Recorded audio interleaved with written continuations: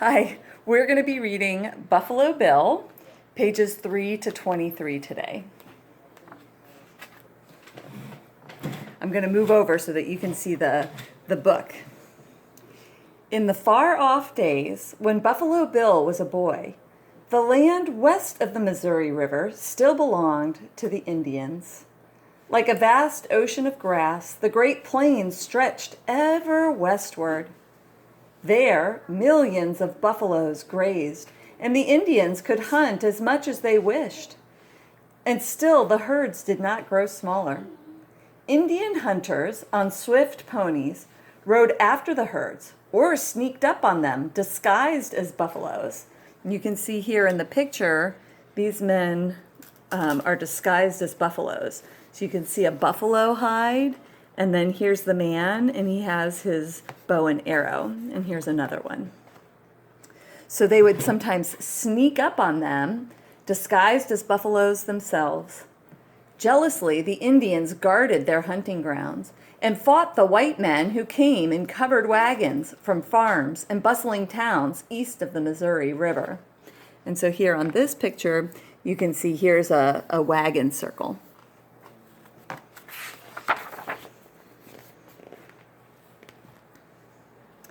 Bill grew up at the edge of the plains in the wilds of Kansas Territory. There, his father had settled with his family to trade with the friendly Kickapoo Indians.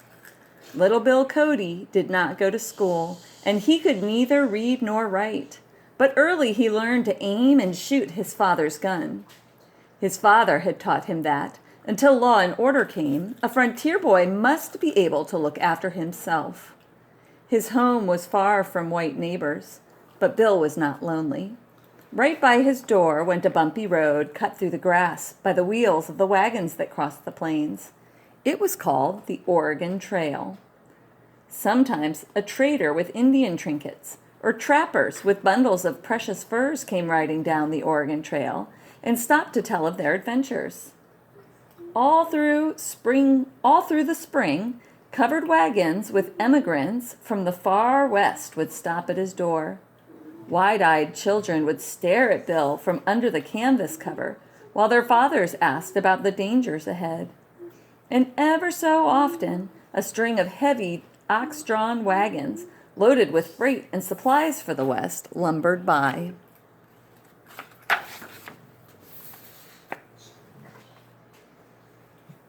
Let me get the picture in here. There we go. The drivers of the wagons, the lusty bullwhackers, were singing and bragging and telling tall tales of Indian battles and buffalo hunts. They loved the plains and their adventures. When Bill was big, he would be a plainsman and a bullwhacker too. Bill's playmates were Kickapoo Indian children. He frolicked and romped and hunted small game with them and learned their games and their language.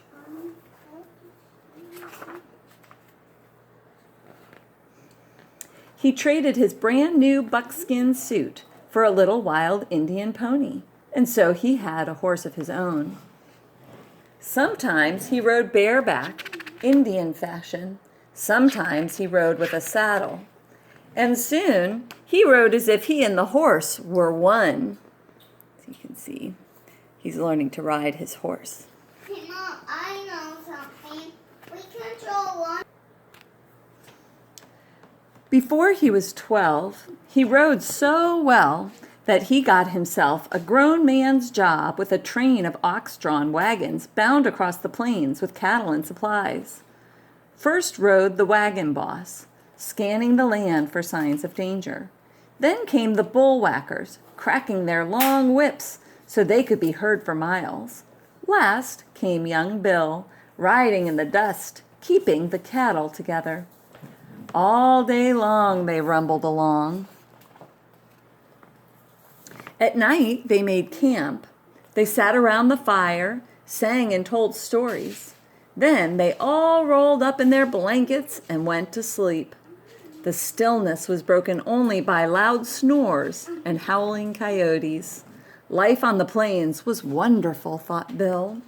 So you can see the men are sleeping here around the fire, And here in the background are the coyotes who are howling at night.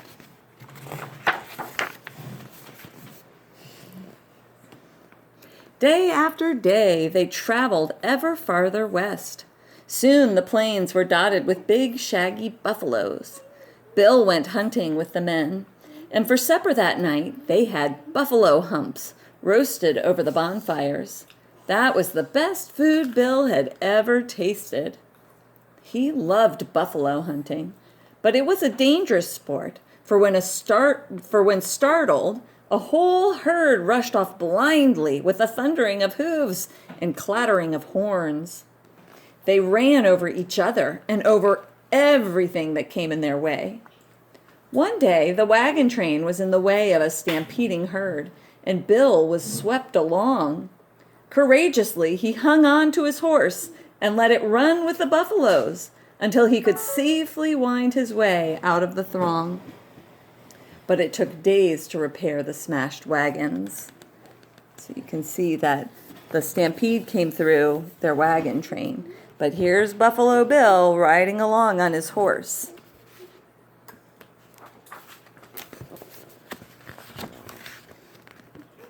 Buffalo country was hostile Indian country too.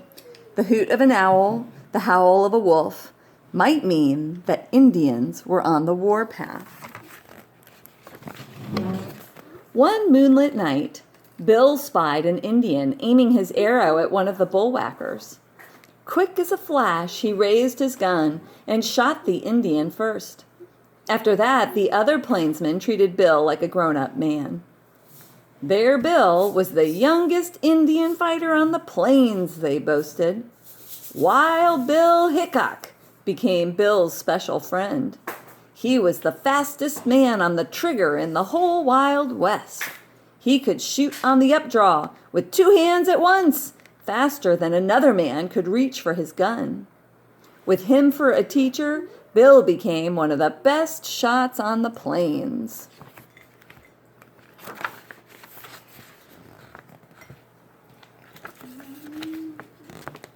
Get the picture in there. There we go. And good shots were needed. For an Indian brave could shoot 10 of his poisoned arrows while a white man stopped to reload his gun. When a band of yelling Indians came charging across the flat prairie, the plainsmen drew their wagons into a circle and hid behind them. The wagons, studded with quivering arrows, soon looked like porcupines, but in their shelter, the white men could shoot and reload their guns. When the Indians saw what crack shots they had for foes, they gave up and galloped off as fast as they had come. And so you can see they would circle their wagons and bring all their animals inside, and then they could shoot from between the wagons in order to shoot the Indians, but then if they needed to reload, they could hide behind the wagon. So they would circle the wagon for safety.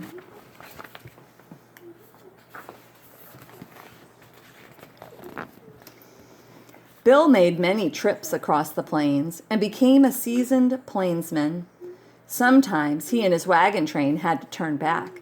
Sometimes they got all the way to Fort Laramie. There, the United States flag was waving proudly against the blue haze of the Rocky Mountains, and the travelers could rest while the soldiers kept watch. So here you see the American flag on the fort. And they're waving, woohoo, yee-haw, that they've gotten there. There, Bill met Kit Carson. Kit Carson was the most famous of all the great scouts of the West. He had led many scouting expeditions all the way to California. Keen-eyed Kit Carson took a liking to young Bill Cody, who worshipped him in return. He taught Bill to read the language of the plains. Each broken blade of grass, each stirring bush had a message for those who could understand it.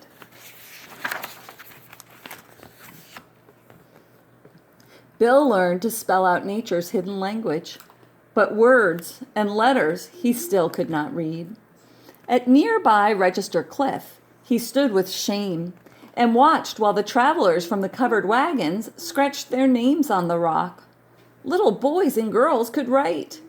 He could sign his name only with a cross. There was no way around. He had to get off his horse and sit on the school bench instead. And so at last he learned his ABCs. But as soon as he could write his name with a flourish, he was off for the wide open spaces again. Now he signed up with the Pony Express. 86 young daredevil riders were hired to carry news and mail across plains and mountains. All along the westward trail, a chain of stations was built, well stocked with fodder and fast ponies. The riders galloped from station to station. Bill was the youngest of them all. Swift as the wind he galloped off, the precious mail pouch over his saddle. At the end of his run, another rider waited. Bill threw the mail to him, and he sped off.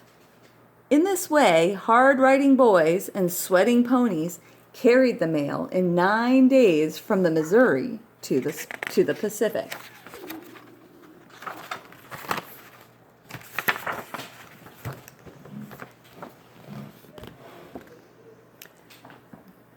But it happened sometimes that Bill found his station in ashes, the men killed by Indians, the ponies driven off. Then he must ride his tired pony on to the next station, dodging Indian arrows on the way. Once he rode more than 300 miles in one stretch.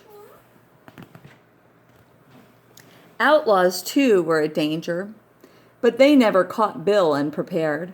One day, here's the picture, 2 masked bandits jumped out from a hiding place. One seized his pony's head, the other its tail. "Reach for the sky! Hand over the mail pouch!" they growled. Meekly, Bill made as if to mind, but suddenly both robbers found themselves on the ground. The one was felled by his flying mail pouch, the other one knocked down by his rearing horse. Before they had recovered their sense, Bill was far away, the precious mail safely hidden under his saddle. You can see he's been hit with the mail pouch and kicked by the horse.